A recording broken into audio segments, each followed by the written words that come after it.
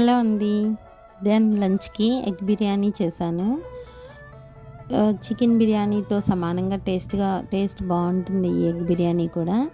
మీరు ట్రై చేయండి. ముందుగా ఆనియన్, పచ్చిమిర్చి, టమాటా కట్ చేసి పెట్టేసుకొని ఎగ్స్ బాయిల్ చేసి పక్కన పెట్టుకున్నాను.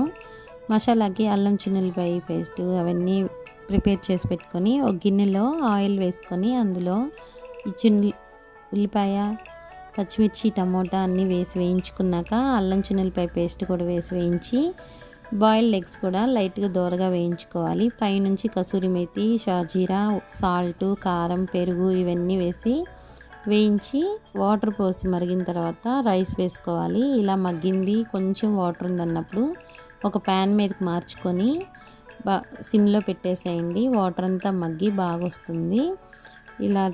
ఇలా వచ్చేసింది చూడండి. ఫైనల్లీ మనకి ప్రిపేర్ అయిపోయింది ఎగ్ బిర్యానీ. గోంగూర పెరుగు చట్నీతో సర్వ్ చేశాను. Thank you friends.